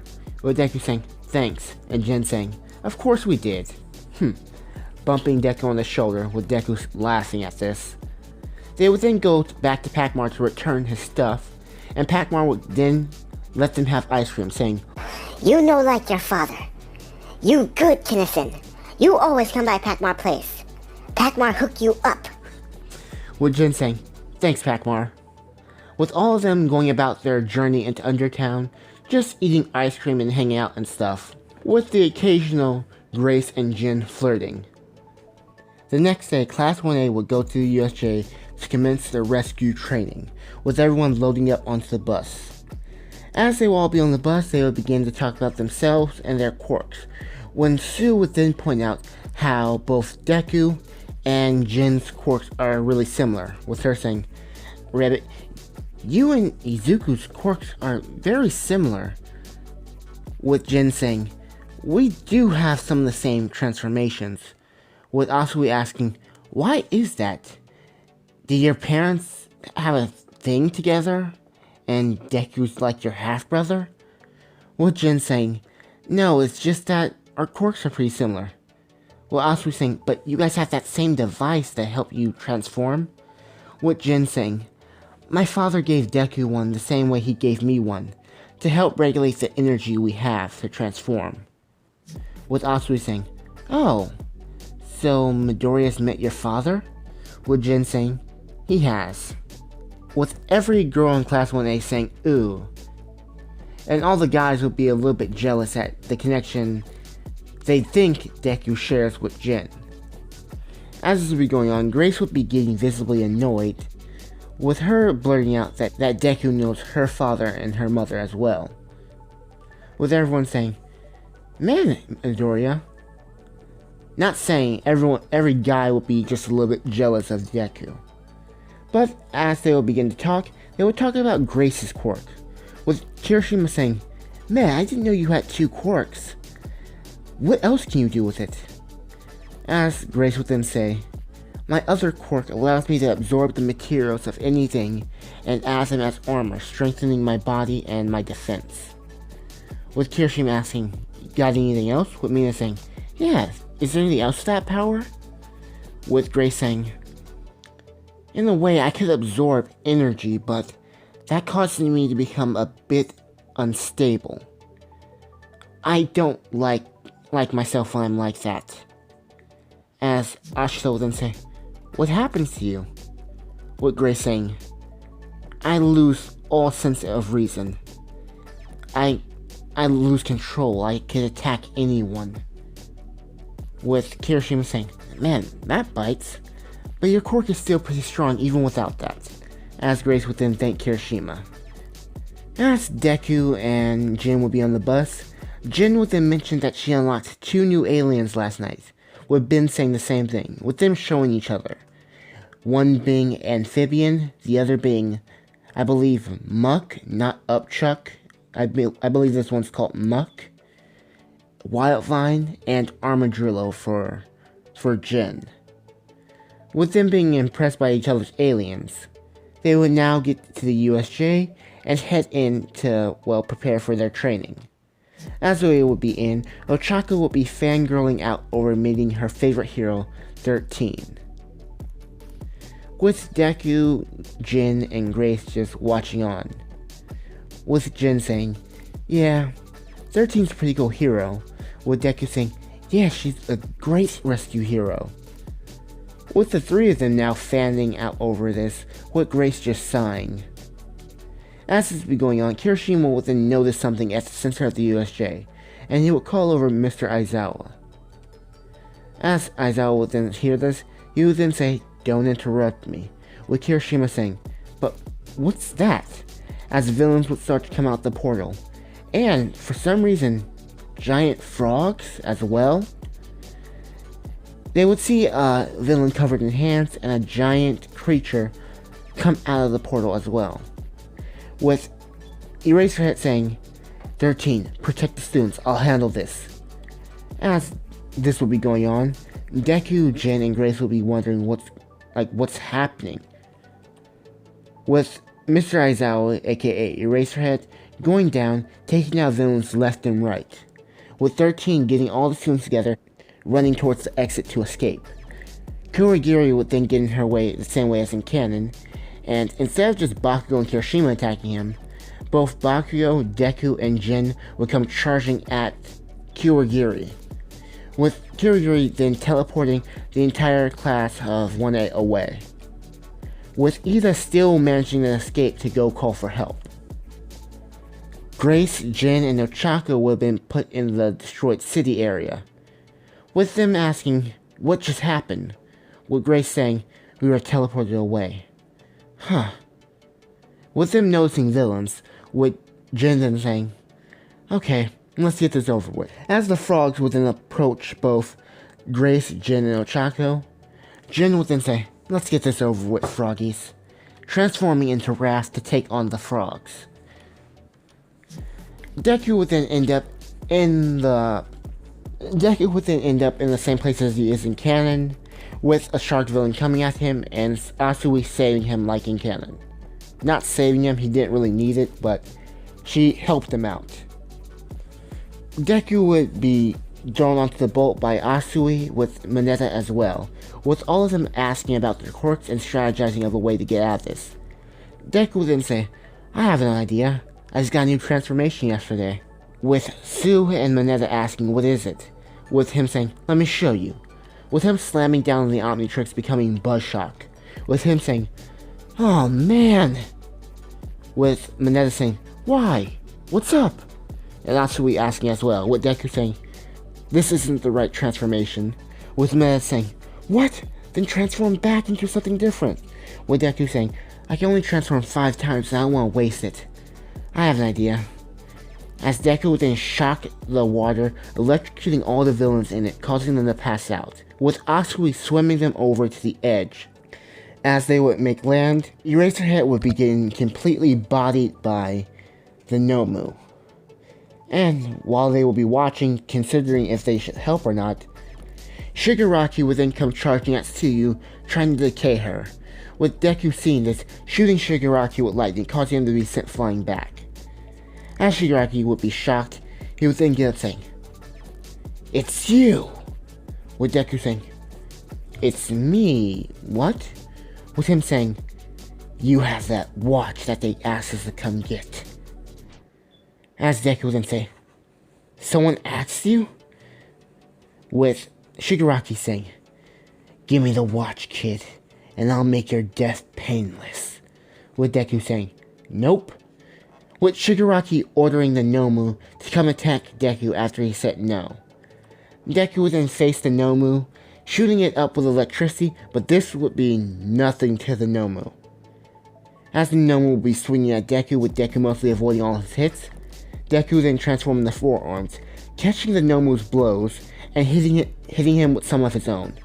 With the shock absorption of the Nomu and its speed and strength, 4 arms wouldn't be causing that much damage, as he would be pushed back, with the Nomu beginning to get the upper hand on 4 arms, until a fireball would be hurled at the Nomu's back, distracting it, with Jin then arriving saying, "Back off, tall, dark, and ugly," with Deku saying, "Nice timing, Jin," with the Nomu then coming charging at Jin. As the Nomu would charge at her, she would then transform into Armadillo, but this would do nothing, with the Nomu sending her flying back. But as she would be sent flying back, Deku would then grab the Nomu with 4 arms, sending him flying back even faster as well. Deku would then go to check up on Jin, asking her, "How many times can you transform?" with her saying, "I was Wrath, then I used Accelerate to get over here, then I was Heat Blast, now I'm Armadillo. I can only transform once more. How about you?" with Deku saying, "I only transformed twice, once from Buzzshock and the other to 4 arms. I got 3 more in me," with her saying, "Okay, let's do this," with them both getting into a stance preparing to fight the Nomu. As they will both transform into different aliens, Jin as Blitzwolfer and Deku as Fast Track. Jin would be trying to damage the Nomu with sound waves, and while Deku would be trying to use speed and a lot of well-placed punches to do damage to the Nomu. But this would be doing nothing at all, when the Nomu would send them flying back. As Jin would then hit the ground, she would then transform back to her human form, with Deku getting up at seeing the Nomu charging at him. He would then transform into Cannonbolt, sending the Nomu flying back with a huge thud. Deku would then go to check on Jin, saying that she is a little bit dazed right now. As the Nomu would come charging at her and Deku would then hear a beeping noise. This one would be different from the noise he heard yesterday, but it would still be a noise. With Deku then remembering that Azimuth and Albedo unlocked a new feature temporarily. He would think about that feature, and he would think, "I need speed and strength," hitting down the Omnitrix, becoming a mixture between 4 arms and Fast Track. I don't know what I would name this. 4 Track, Fast Arms. But anyway, the Nomu and Deku would then go at it, with Deku and his speed and power being on par, and even greater than the Nomu's or All Might's currently. With the two of them clashing, Deku would then hit the Nomu with the same amount of power and force that All Might did, sending him into basically orbit. Deku would then be left shocked about his new transformation, wondering how I can make this permanent and unlock it for myself. As Jin would then come up saying, not bad. They added fusion to your Omnitrix, with Deku saying, apparently. With him then going back into his human form and tripping up a little bit with Jin helping him. As Shigaraki would be thinking, there was 2 of them. 2 of those watches. Squid Face only asked me to come get 1. I didn't know there was 2. Ugh. And Dr. Animo's creatures did nothing. They were useless. All I wanted was to kill All Might. Everyone, idiots. As Shigaraki would be just scratching all over himself, being really, really annoyed at this point. As Shigaraki would then come charging at Deku and Jin out of a blind rage, with them not being able to transform right now because their Omnitrixes need to charge, he would come charging at Deku, but out of nowhere, a small energy blast would hit his hand, causing him to be sent flying back.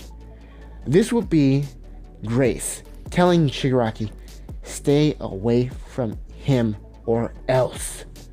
With Shigaraki saying, or else what? As he would then prepare to charge at him even more, with Kurogiri saying, Shigaraki, we must retreat. With Shigaraki saying, I am not done. We still need to kill All Might.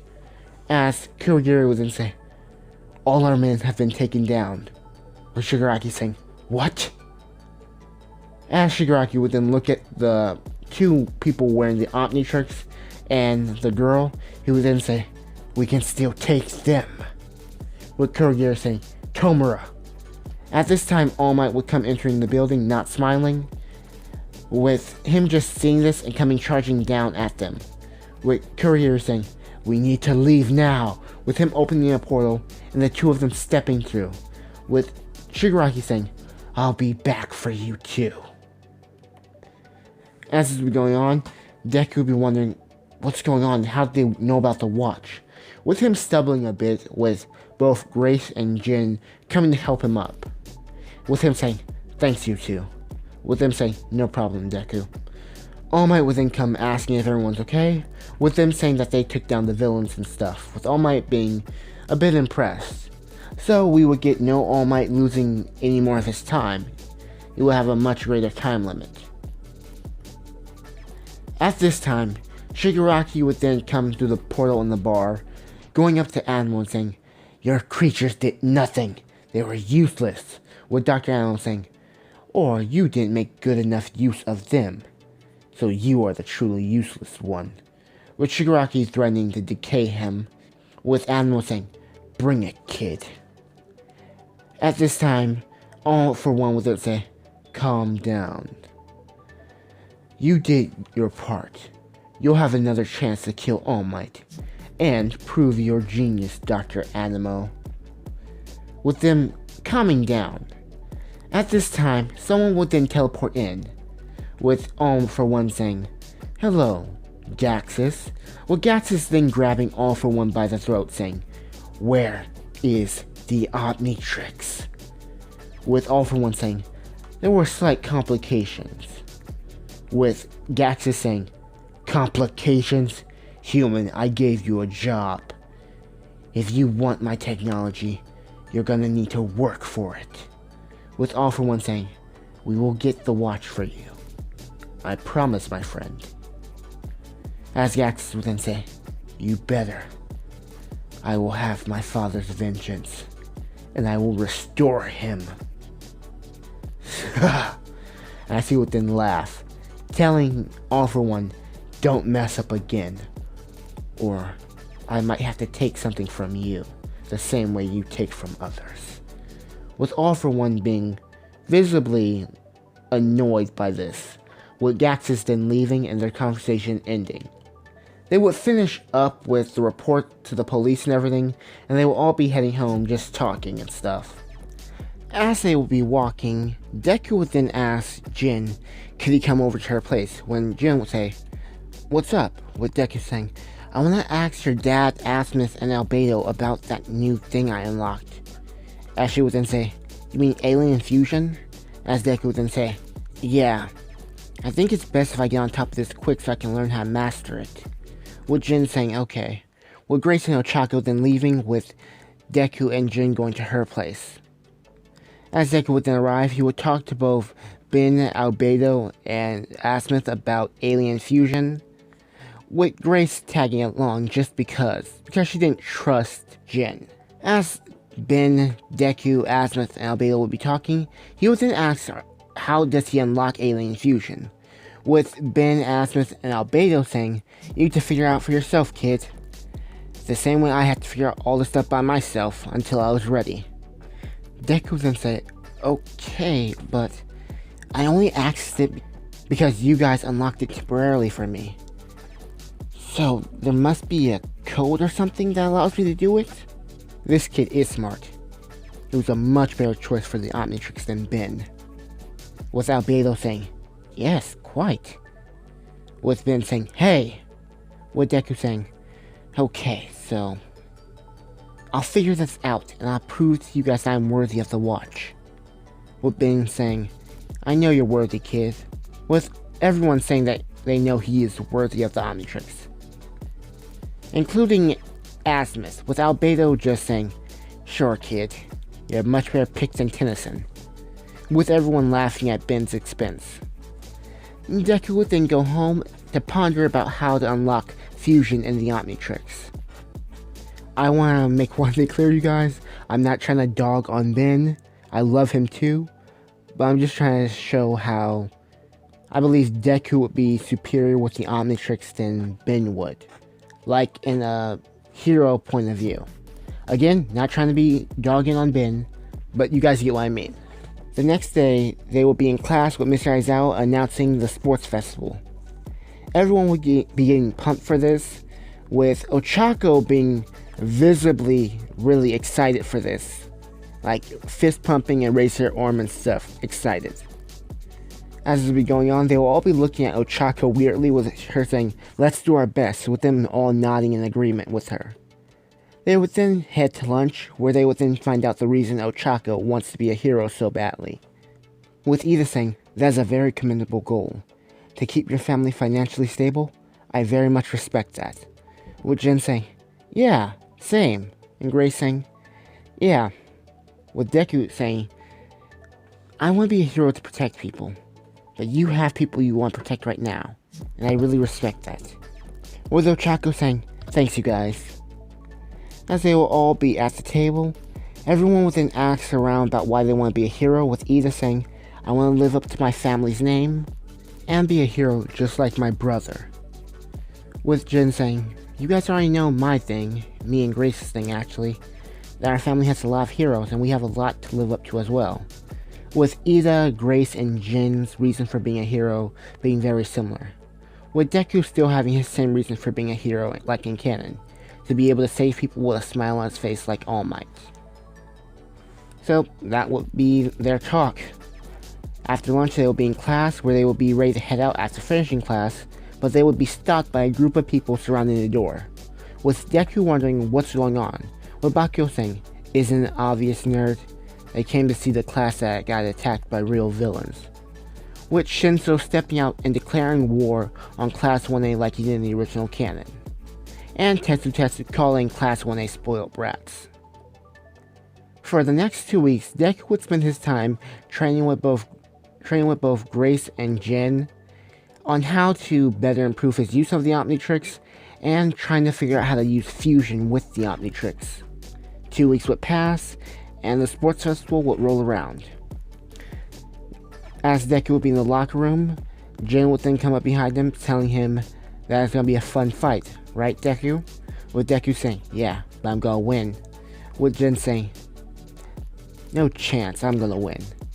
As the two of them would be talking, Todoroki would not only come to declare war on Deku, but Jin as well, seeing her as an equal threat to him, but still thinking himself superior to him.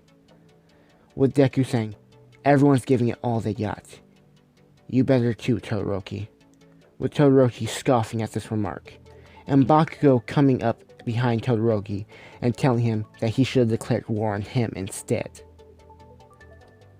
As Todoroki will then pass by Bakugo, ignoring him, "Don't ignore me, you icy hot bastard," with him walking off.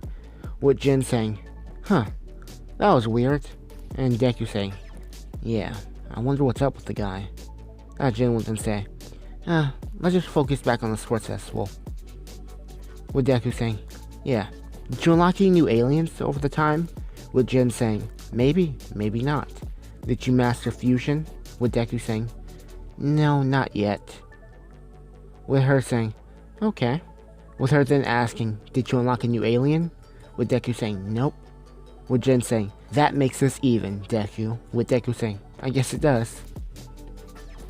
As they would be talking, Grace would then come up behind them, telling them let's go. President Mike and Eraserhead would then announce the students entering the sports festival, with Midnight announcing the person who got the highest on the practical portion of the test would come up to do the speech. With both Deku and Jin getting the highest score, they will both come up and take the speech together, with Deku being really nervous, but Jin just mostly taking over the speech and inspiring the crowd a little bit and not making people angry like Bakugo did in the original canon. As Deku and the rest of his friends will be waiting to take the first portion of the sports festival, they will just be talking for a bit, preparing for it. When they would then notice both Kai, Inko, and Gwen, and a weird dog in the crowd, with them shouting out to them, and with Deku, Jin, and Grace waving back at them, being happy that their mothers came to support them. They will all prepare for the race. Eraserhead and President Mike would then announce the start of the race, and everyone would line up to prepare. As the race began, Todoroki would end up freezing in the tunnel, but those of Class 1A who saw this coming would get out of the way before they could be frozen as well. Jin and Deku would mostly just dodge around the ice, jumping off the walls to avoid it, because they are physically really fit. Like Deku's like a little bit beyond where he was at this point in canon in terms of physical fitness, and Jin is above a lot of people in just normal physical strength. So yeah. As the two of them will be running, they would then decide to transform, with them both thinking about going with speed to get through the test, and slamming down their Omnitrixes right as they're right next to one another, with Deku getting Cannonbolt and Jin getting Heat Blast, with them both looking at the watch saying, "Oh man." But then they would begin to fight the 1, 2, and 3 pointers, with Deku going into his ball form, rolling them down, and Jin just melting them with fire. As they would get to the 0 pointers and stuff, Deku would just decide to roll underneath them, just avoiding them and not taking them down, because there's no point, he just needs to complete the race. With Jin deciding to do the same method, only using the flight from Heat Blast to get above the 0 pointers and get out of there. President Mike would then announce how well the Class 1A students are doing, with Aizawa saying, "Ever since the villain attack, they've learned not to hesitate. My students are doing very well." He would be thinking that part, with President Mike saying, "Oh good," with him just hyping up the crowd a little bit. As this would be going on, Deku and Jin would reach the platforms of the pits. As they would be going on, Jin would get a little bit ahead of Deku because of her much easier maneuverability with Heat Blast. As Deku would see this, he would then slam down the Omnitrix, becoming Jet Ray, feeling that it would be useless to try and get across this place with just Cannonbolt. As he would then zoom by Jin, shocking her, with her then deciding to become Astrodactyl, shooting right after Deku.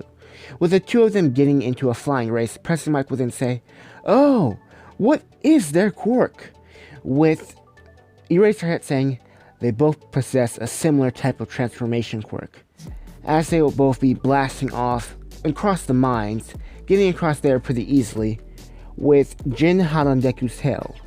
As this will be going on, it will be just a neck and neck battle for first place, with Deku coming out on top, because I remember Jet Ray was set to reach light speed, so I think he could beat Astrodactyl. Still, President Mike would then announce the winners, being Deku first, Jin second, Todoroki third, Bakugo 4th, and Grace 5th, with Ochako getting a reasonably higher score than she did in canon because she's friends with Jin and they will all help her improve bit by bit, so she would be stronger. At the end of the match, all of them would unite talking to each other, with Jin saying, "You beat me this time, but I have the next round in the bag." With Grace saying, "Nope, I'm gonna win." With all of them being really determined to beat the others. With Inko, Gwen, and Kai in the crowd, they would be really happy, with Inko being happy that Izuku came in first place. With Kai commenting, "My daughter has the next round in the bag." With Gwen saying, "Nope, my Grace has this." With the dog then barking along with Gwen to solidify her answer. After this, Midnight would then announce the next part of the test, being the cavalry battle, and announce that Deku would still have the 10 million points headband, meaning everyone will be after him. Deku would then ask his friends to join his team, with all of them just, ditching Deku. With Deku asking Grace, with her saying, "I want to see what I can do on my own, okay Deku?" With him asking Ida as well, with him going off as well. Jin and Ochako would just walk away, with Deku wondering who is he gonna ask to be on his team, being extremely nervous. At this time, both Jin and Ochako would then come to Deku saying, "Let's be on a team together." With Deku saying, "I thought you guys wouldn't want to be on my team." With them saying, "We were just messing with you." As Deku would then reply with, "Are you kidding me, Jin? I was really scared." With her asking, "What's the plan?" As he would think about Ochako and their transformations, he would then decide that Ochako will wear the headband, as both of you will be on top of me as we fly around as Jet Ray, and you will be Nanomech, Jin. As Jin would then say, "Nanomech? Why?" As Deku would then say, "You're small enough." And as Ochako will be on my back, I'll be flying around weightlessly, having more control. And I will be able to blast on people with my Neuron Blast if they got too close. And you have your Energy Blast with Nanomech, right? As Jin would then say, "Yeah, but why Nanomech? Because it's small, and no one will see you coming." With Jin then saying, "Okay, we have a plan." As they would be discussing moreover about the plan, a girl by the name of Mei Hatsume would come asking to join their team, with both Deku and Jin denying her, stating that they already have a plan. She would then go to find a different team. After that, the match would begin, with both Jin and Deku transforming, putting Ochako on his back, with Ochako then making him weightless and him then flying into the air. People would try to get to them, but they would just shoot them down with Neuron Blast or Energy Blast from Jet Ray and or Nanomech. So, in the end, both Deku, Jin, and Ochako would win this. They would come in first place. As President Mike would then announce that Class 1A's Izuku Midoriya, Jin, and Ochako Uraraka had come in first place in the cavalry battle. Then he would mention the other students that placed as well, them being Todoroki and Bakugo, with Todoroki in first and Bakugo being in third, with him having the same team as in canon, and Todoroki having Grace on his team instead of Kaminari. And Shinso's team would come in fourth, with his team being completely different this time around, with Mei, Kaminari, and Tokoyami. So they would move on. I believe Tokoyami would end up giving his spot to someone else, believing he didn't earn it, so his spot would be given to the Vine Girl. And since Deku's team only had 3 people, Tetsu would end up taking up that 4th spot, so he will be thrown into the tournament as well. So this will be our tournament bracket. Ashito versus Shinso, Bakugo versus Ochako, Jin versus Sero, Vine Girl, still don't know her name, versus Grace, Mei Hatsume versus Tenya Ida, Kaminari versus Deku, Tetsu versus Kirishima, Momo Yaoyorozu versus Todoroki. So that will be the bracket. As Deku will be talking with his friends, Todoroki would then decide to pull both Jin and Deku away to talk. Todoroki would then divulge everything about his past, about his abusive father, his mother that was pushed to the brink of insanity, and why he won't use his flames. He will end up telling them at the end of their conversation that I will beat you, only using half of my power. So he will just give them the full Todoroki backstory dive. As Deku and Jin will be pondering this, they'll both walk away for a minute, revealing that both Bakugo and Grace were listening in. Bakugo's reaction would be the same as in canon, but Grace, she would feel sorry for Todoroki and understand why he's like this. After that, President Mike and the Eraserhead would announce the first match, that being Ashido versus Shinso. Shinso would win even though Ashido was warned by Tokoyami about his quirk. I believe Shinso would yell something to make her very angry enough to speak. So he would win. Next match, Bakugo versus Ochako. Bakugo would win, but it would be a much closer match. So yeah. The next match after this would be Jin versus Sero. As Jin would then step up to fight Sero, her mom would then shout saying, "I love you, sweetie," with her being a little bit embarrassed by this, with her preparing to fight and everything. With Jin preparing to fight Sero and everything.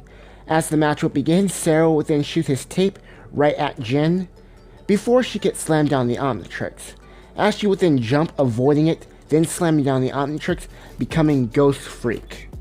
With Sero being shocked by this, saying, "I haven't seen this one," with her saying, "You haven't," with her then disappearing, going into Sero's body, possessing him. As this will be going on, Sero will be fighting for control, but Jin would completely dominate him. As this would be going on, she would then throw Sero out of the ring, then exiting his body, winning the match for her pretty easily.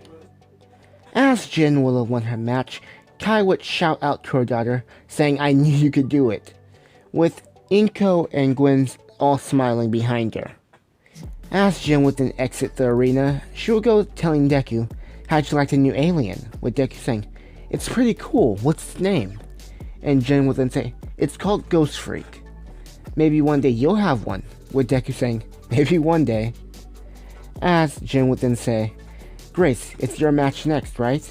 With Grace saying, "Yep. Then it's gonna be me and you in the semis." With Jin then saying, "If you make it." As Grace would then say, "I'm gonna make it. We made a bet, remember?"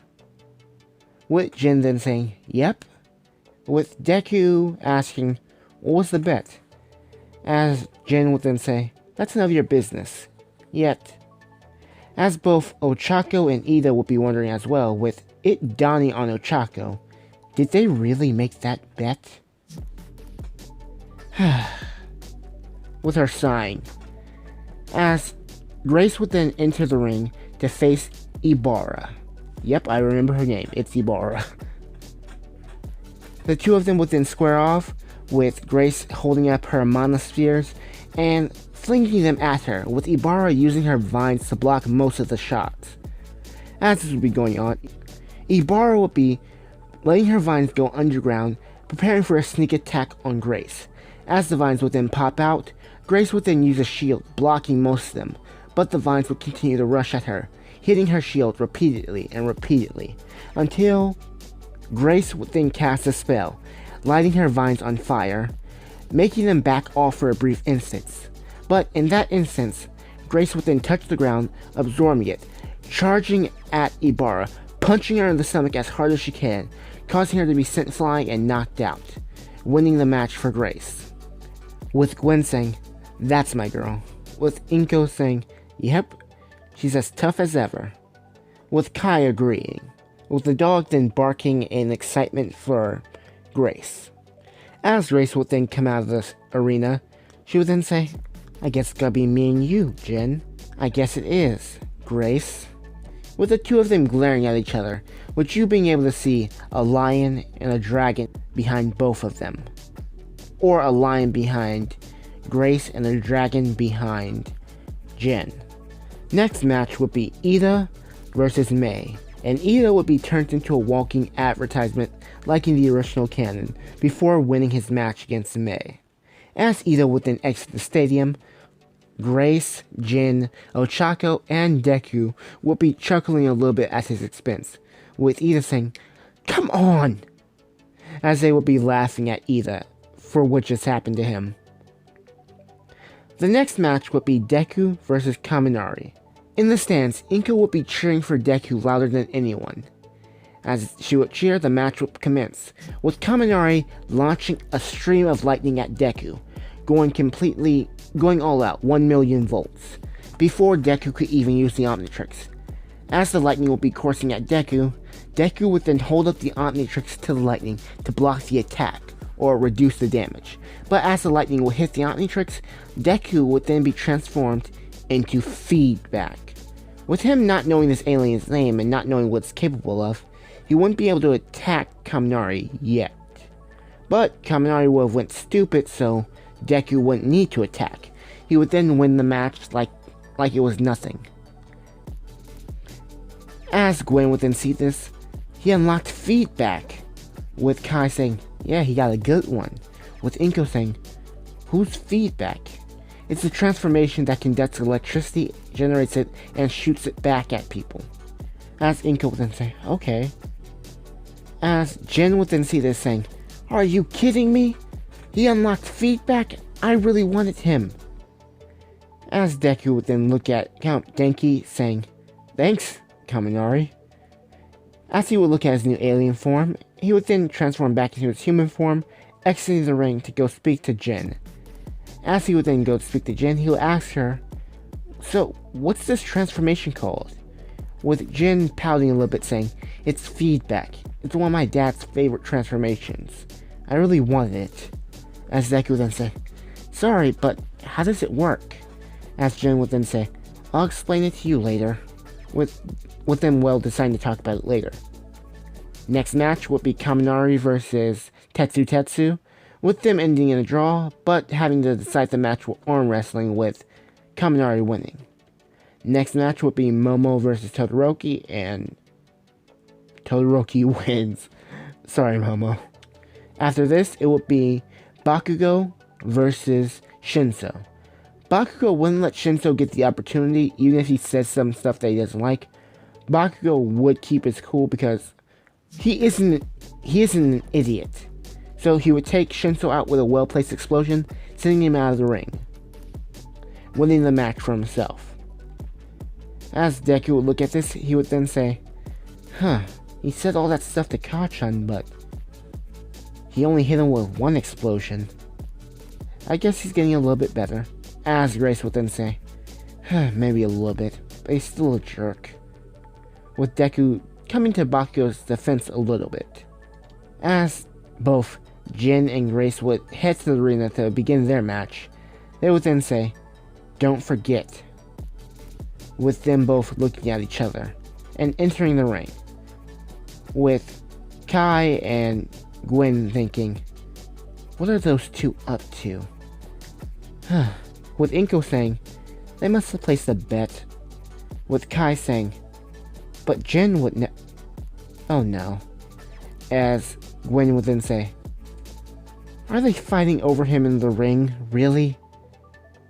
As Inko would then say, "All's fair in love and war," with Gwen saying, "Emphasis on war," with Kai then nodding along.